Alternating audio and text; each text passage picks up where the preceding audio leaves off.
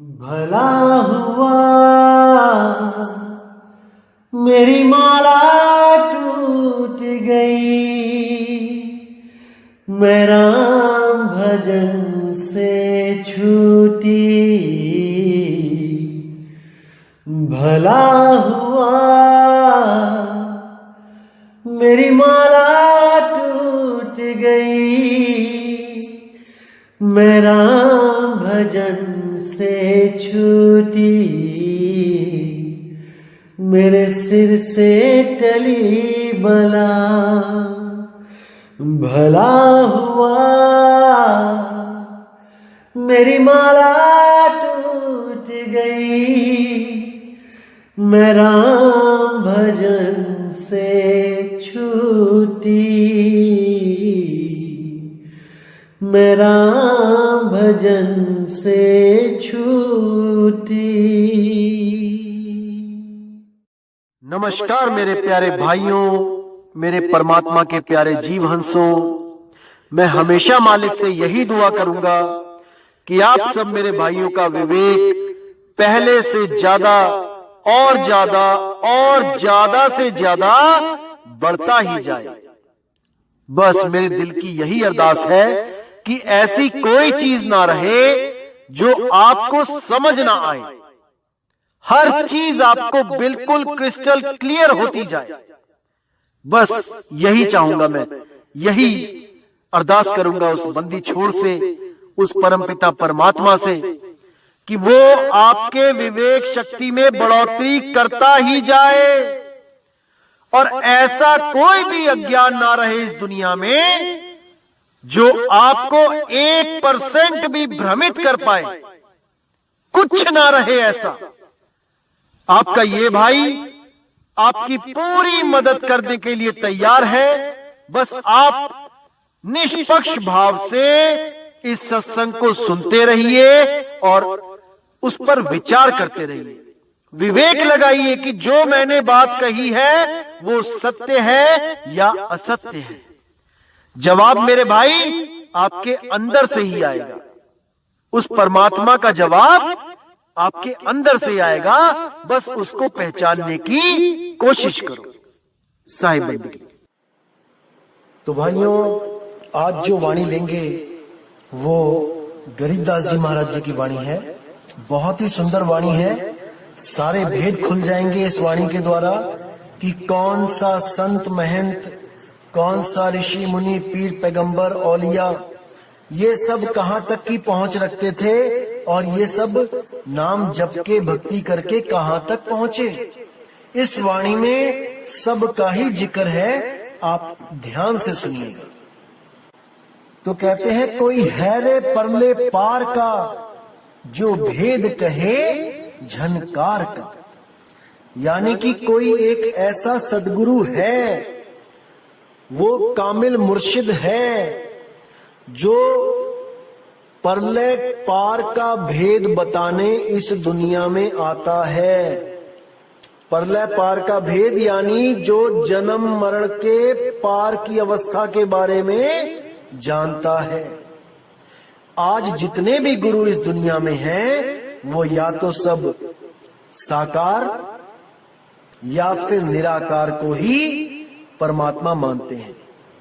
लेकिन जो सतगुरु होता है, जो मालिक होता है, जो परमात्मा स्वयं गुरु बन के आता है, वो इन दोनों ही अवस्थाओं से न्यारी उस अवस्था की बात करता है जहां पर जब हम थे तब ये दुनिया भी नहीं थी। ना निर्गुण ना सरगुण, ना साकार ना निराकार, ना तो तन और ना ही मन। आज अगर आप किसी भी गुरु से पूछेंगे कि परमात्मा कहाँ रहता है, तो वो बहुत ही आराम से आपको बताएंगे कि परमात्मा आपके शरीर के अंदर रहता है और उसको नाम जप के प्राप्त किया जा सकता है। अब केवल एक ये सवाल अगर पूछ लिया जाए इन गुरुओं से कि आज तो आपने कह दिया कि परमात्मा हमारे शरीर में रहता है, क्योंकि शरीर साक्षात हमारे सामने है और बाहर दुनिया में हम ये मान भी सकते हैं, समझ भी सकते हैं कि वो किसी पेड़ पौधों में, किसी पत्थर मूर्ति में, किसी 84 लाख जूनों में तो हमें मिलने वाला नहीं। मत्थे टेक के वहां पूजा पाठ करके तो हमें मिलने वाला नहीं। इसलिए हम बहुत जल्दी मान जाते हैं कि परमात्मा हमारे शरीर के अंदर रहता है, क्योंकि हमारे शरीर के अलावा और कोई ऑप्शन ही नहीं है जहां पे हम परमात्मा को ढूंढें। क्योंकि बाहर तो खोजत खोजत सारी दुनिया ही खोज के थक चुकी है, वो किसी को मिला नहीं। तो हम बड़े आराम से यकीन कर लेते हैं जब कोई भी कहता है कि परमात्मा आपके शरीर में है, क्योंकि हमें वो बाहर नहीं मिल सकता। लेकिन उन गुरुओं से अगर आप केवल एक सवाल मेरी तरफ से ये पूछ लो कि आज तो आप कहते हो कि परमात्मा हमारे शरीर में है, लेकिन जब मेरा शरीर भी नहीं था तब परमात्मा कहां था, मुझे इतना बता दो। अभी मेरा सामने शरीर दिख रहा है, इसलिए आप कह रहे हो कि परमात्मा मेरे शरीर में है।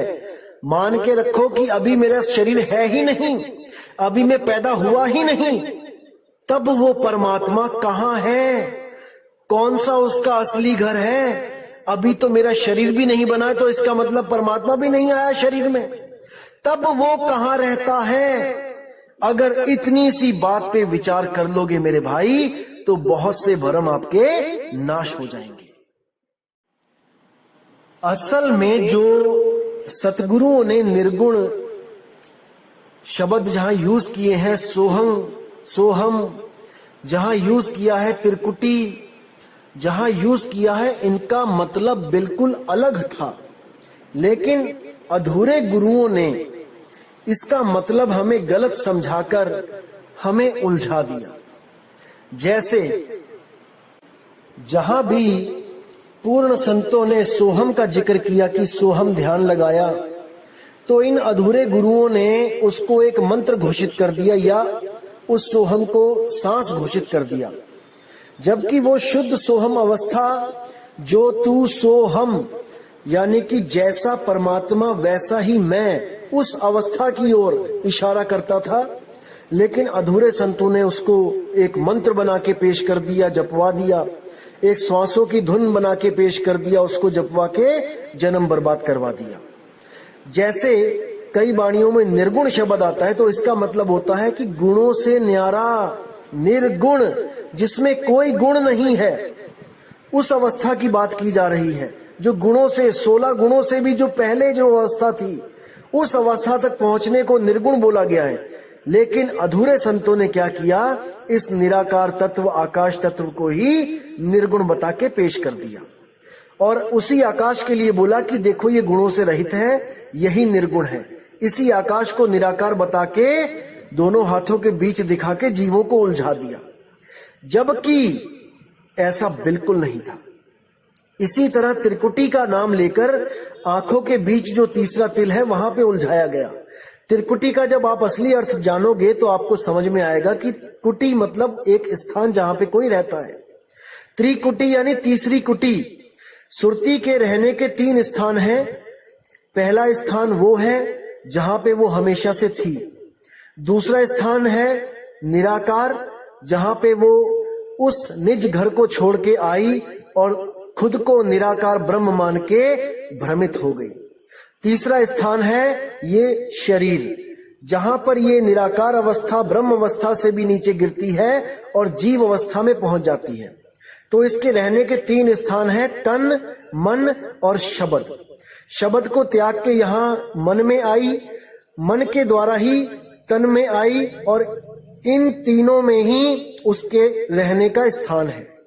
अब संतों ने कई जगह त्रिकुटी बोला, तो उसका इशारा था तीसरी कुटी, यानी पहली कुटी तो जहां पे अभी आप रहते हो, तन में जीव बन के। दूसरी कुटी, जब यही जीव भक्ति करता है तो यही ब्रह्म अवस्था को प्राप्त हो जाता है, उसी को निराकार अवस्था कहा जाता है, वो उसकी दूसरी कुटी है। उस कुटी को भी छोड़ के वो तीसरी कुटी यानी अपने निज धाम को पहुंचता है, अपने निज स्वरूप में पहुंचता है, तो उसको त्रिकुटी कह देते हैं। लेकिन इन अधूरे संतों ने इंगला पिंगला सुषमना को ही त्रिकुटी बोला है, इसीलिए जीव भ्रमित होके त्रिकुटी में ध्यान लगाने लग जाते हैं। इसी तरह हर शब्द की जो गहराई है, उसी के साथ एक नकली शब्द भी रचा गया। जैसे कई जगह जिक्र आया कि परमात्मा जब कबीर साहब जब इस दुनिया में नाम देने आ रहे थे तो काल के साथ उनकी गहन चर्चा चली और काल ने पूरा जोर लगाया कबीर साहब को उनके नाम के मुकाबले अपने अधूरे अपने नकली नाम देने के लिए जो चर्चा करी कबीर साहब से कि तुम एक पंथ चलाओगे मैं 12 चलाऊंगा, तुम एक नाम दोगे मैं 5 दूंगा। तो उसमें ही जैसे कबीर साहब ने बोला कि हे काल निरंजन, मैं अपने बच्चों को छुड़ाने तेरे लोक में आ रहा हूं और मैं वहां पे नाम दूंगा। तो काल बोला कि किसका नाम दोगे? तो कबीर साहब ने कहा मैं परमात्मा का नाम दूंगा, अकाल पुरुष का नाम दूंगा, वाहेगुरु का नाम दूंगा। तो काल बोला मैं भी नाम दूंगा, मैं भी अकाल पुरख शब्द स्वरूपी राम परमात्मा परमात्मा वाहेगुरु राम ये भी जपवाऊंगा, कबीर कबीर भी जपवाऊंगा, मैं भी नाम दूंगा। तो कबीर साहब ने बोला कि तू जो नाम देगा वो बोलने में आएगा, मेरा नाम बोलने में नहीं आएगा। तो वो बोला कि मैं भी ऐसा नाम दूंगा जो बोलने में नहीं आएगा, मैं श्वासों के द्वारा जपवाऊंगा जिसमें जीभ नहीं चलेगी, तो जीभ परख नहीं कर पाएंगे कि ये नाम बोलने में आ रहा है कि नहीं। आएगा नाम बोलने में ही, लेकिन वो सोचेंगे श्वासों के द्वारा जपा जाएगा तो इसमें जीभ हिल। तो आप जितनी भी वाणियों में बताओगे कि वो जीवा पे नहीं आता है तो ये लोग भी यही सोचेंगे हमारा नाम कौन सा जीभ पे आता है, हम तो श्वासों के द्वारा जप रहे हैं, यानी हमारा नाम भी सत्य है। तो साहिब ने कहा कि वो नाम एक धुन होगी, वो कोई अक्षर नहीं होंगे। तब काल बोला कि तुम एक धुन दोगे तो मैं 5 धुनें दूंगा, मेरी भी धुनें होंगी क्योंकि मेरे पास तत्व है, मैं तत्वों की धुनों में उलझाऊंगा। तब कबीर साहब ने बोला कि जो मेरा शब्द होगा वो बदलेगा नहीं, वो एक रस रहेगा। यहां पर आके काल कुछ बोल नहीं पाया क्योंकि उसके पास जो धुनें हैं वो बदलती हैं, 5 तत्वों की धुनें बदलती रहती हैं। तो यहां पर आके काल बोला कि हे महाराज, ऐसा कौन सा नाम है, ऐसा कौन सा शब्द है, मुझे भी बताएं, मैं भी जीवों की मदद करूंगा पार होने में। तब कबीर साहब ने बिल्कुल मना कर दिया कि वो नाम तुझे कभी नहीं पता लग सकता, वो नाम केवल तभी पता लगेगा जीव को जब स्वयं परमात्मा एक गुरु का रूप धारण करके इस जीव को जगाने के लिए दुनिया में आएंगे, नहीं तो उस नाम के बारे में कोई नहीं जान पाएगा। इसीलिए जीवों को जगाने के लिए कबीर साहब ने ये शब्द बोला कि जाप मरे अजपा मरे अनहद भी मर जाए, सुरत समाये शब्द में वाको काल न खाए, ताकि काल के द्वारा चलाए गए सारे नाम एक्सपोज हो जाएं, सारी दुनिया को पता लग जाए कि कौन से नाम सच्चे नहीं हैं जिनका नाश हो जाता है। कौन से नाम? जाप अजपा अनहद, यानी जितने भी मंत्र जो जपे जाते हैं उनका नाश हो जाता है। जितने भी मंत्र जो श्वासों के द्वारा जपे जाते हैं, जब श्वासों का नाश हो जाता है तो उन मंत्रों का भी नाश हो जाता है। और जो भी धुनें कान बंद करके सुनी जाती हैं, 5 तत्वों की 5 धुनें, तो तत्व शांत होने के बाद, तत्व खत्म होने के बाद वो 5 तत्व की 5 धुनें भी खत्म हो जाती हैं। जाप मरे अजपा मरे अनहद भी मर जाए, सुरती समाये शब्द में। अब ये कौन सा शब्द है? ये गुप्त सार शब्द है जिसका कभी अंत नहीं होता, जो निरंतर चलता है। शब्द निरंतर से मन लागा, मलिन वासना त्यागी, उठत बैठत कबहु न छूटे, ऐसी ताड़ी लागी। उसी शब्द निरंतर से जब आपकी सुरती जुड़ जाती है तब आप उस मुक्त अवस्था को, उस त्रिकुटी को, उस तीसरे धाम में पहुंच जाते हो, जिसके लिए बोला गया है जीव शिव और पीव। जीव अवस्था तन अवस्था होती है, शिव अवस्था ब्रह्म अवस्था निराकार अवस्था होती है, और उसके बाद जो पीव अवस्था है वो नी अक्षर नी तत्व शब्द अवस्था होती है, शब्द गुरु की अवस्था होती है। तो इसी सुरती के 3 ठिकाने होते हैं और वो जीव और शिव को त्याग कर हमेशा के लिए पीव अवस्था में जाके पीव की तरह ही मुक्त हो जाती है। उसी अवस्था को निर्गुण अवस्था बोला गया है, यानी वहां पर कोई गुण नहीं है, वहां 16 पुत्र 16 गुण नहीं है, वो गुणातीत अवस्था है। उस अवस्था का लेना देना इस 3 लोक से कदापि नहीं है, बिल्कुल नहीं है। लेकिन ये अधूरे गुरु क्या करते हैं, निर्गुण अवस्था को क्या बता देते हैं कि कण कण में व्याप्त ही निर्गुण निरंकार है, निराकार है, जो पानी में भी, हवा में भी है, जल में भी है, मिट्टी में भी है, हर जगह है, उसको निर्गुण बता के जीव को इसी तीन लोक में उलझा देते हैं। जबकि निर्गुण का मतलब होता है निर्गुण, जहां पर कोई भी गुण ना हो, क्योंकि जहां गुण है वहां अवगुण भी है। इसीलिए दोनों से पार गुणातीत अवस्था को ही निर्गुण अवस्था बोला गया है। तो आगे वाणी क्या कहती है, वारही गोरख वारही दत्त वारही ध्रुव प्रहलाद अर्थ, वारही सुखदेव वारही व्यास वारही पारासुर प्रकाश, वारही दुर्वासा दरवेश वारही नारद सारद शेष। यानी कोई भी पार नहीं हो पाया, सबके सब वार ही रह गए, इस पार ही रह गए। गोरख दत्त ध्रुव प्रहलाद कितनी भक्ति करी, बचपन से ही 6-6 साल की उम्रों में भक्ति में लग गए, लेकिन दुनिया सोच रही है कि वो मुक्त हो गए हैं, उनको परमात्मा मिल गया, लेकिन नहीं, वो भी परमात्मा को प्राप्त नहीं कर पाए। वो भी केवल पुण्य कर्म इकट्ठा करके स्वर्ग महास्वर्ग में जाके उनको वो स्थान मिला। वारही सुखदेव वारही व्यास, सुखदेव और व्यास ऋषि के जो हम सुनते आए हैं, जो उनकी कहानियां कि वो बहुत बड़े ज्ञानी थे, आत्मज्ञानी थे, नहीं, वो भी नहीं पार हो पाए। वारही पारासुर प्रकाश, पाराशर के बारे में आप जानते ही हो क्या क्या हुआ।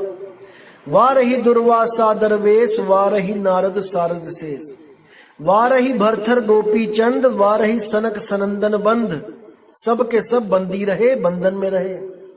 वारही ब्रह्मा वारही इंद्र वारही सहस कला गोविंद, ब्रह्मा विष्णु महेश जितने भी थे ये सब इसी तरफ रहे, कोई पार नहीं हो पाया। वारही शिव शंकर जो सिंह वारही धर्म राय आरंभ, वारही धर्म धाय धर धीर परम धाम पहुंचे कबीर।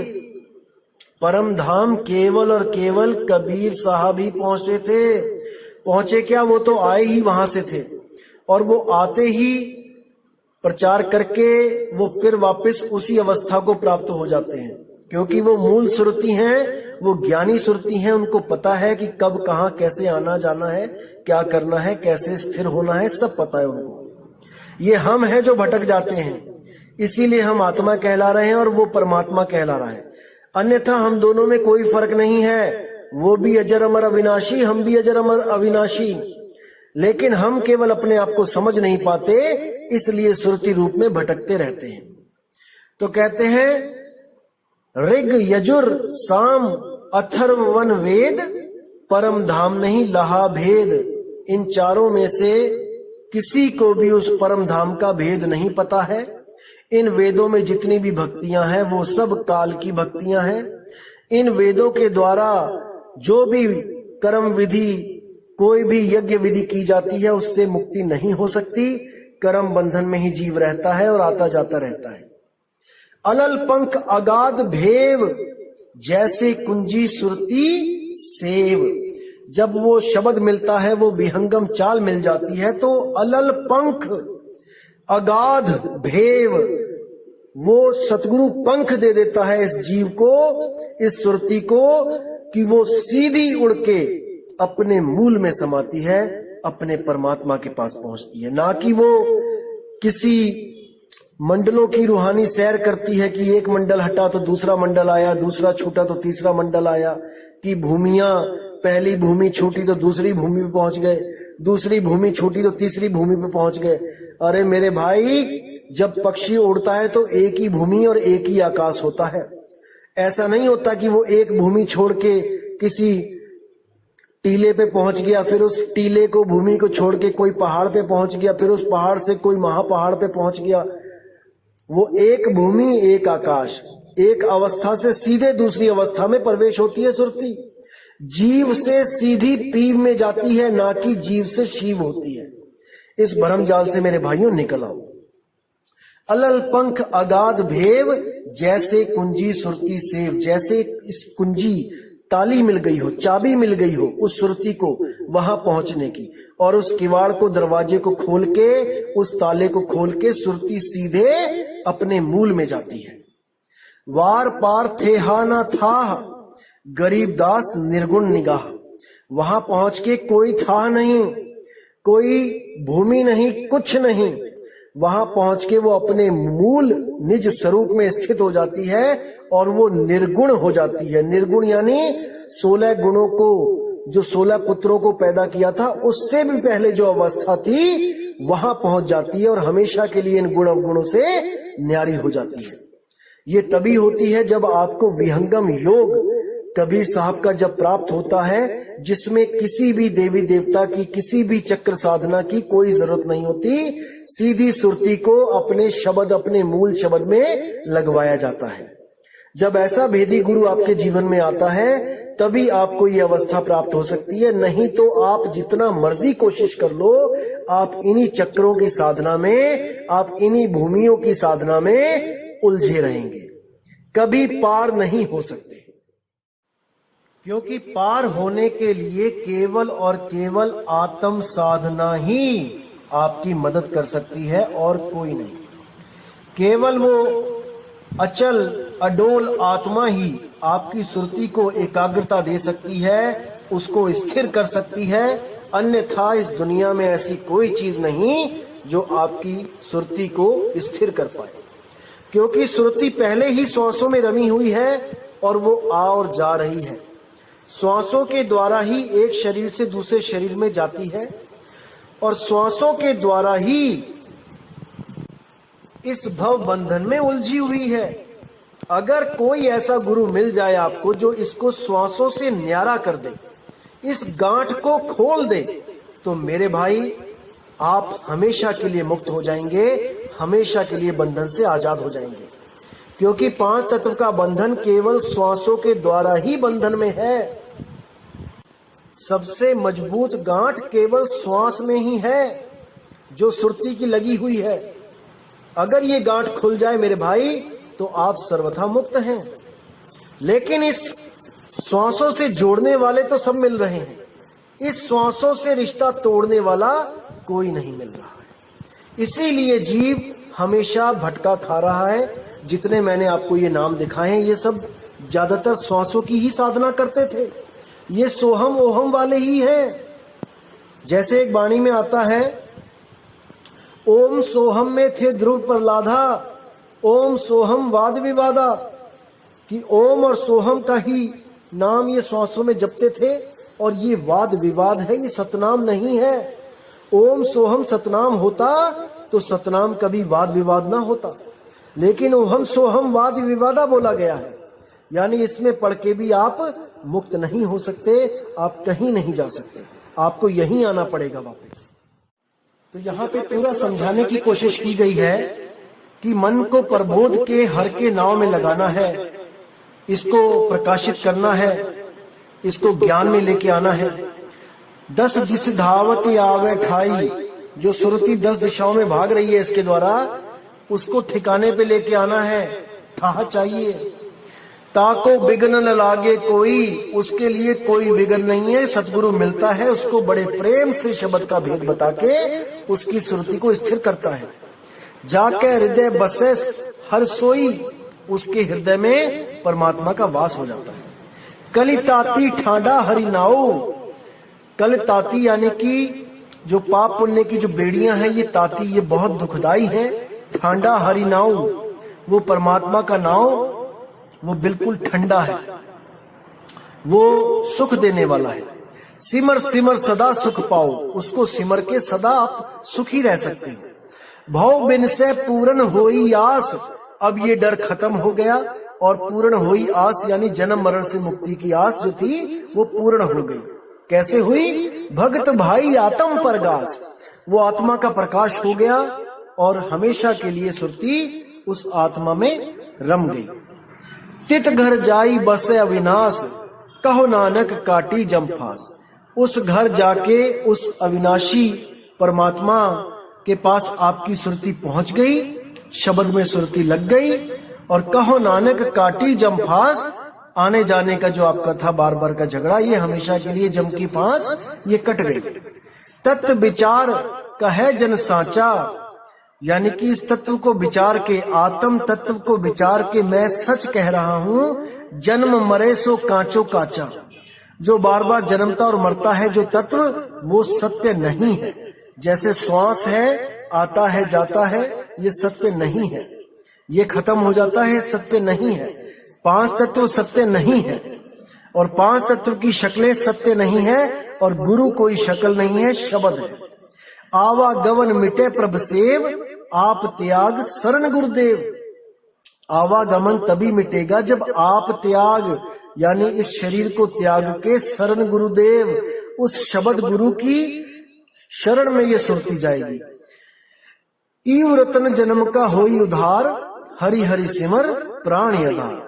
इसी रतन के द्वारा इस जीव का जन्म का उद्धार होगा, जब वो हर हर सिमरे प्राण आधार। जिस परमात्मा की वजह से ये प्राण भी चल रहे हैं, ये प्राणों का भी जो आधार है, उसको सिमर के ही यहां से हम छूट सकते हैं।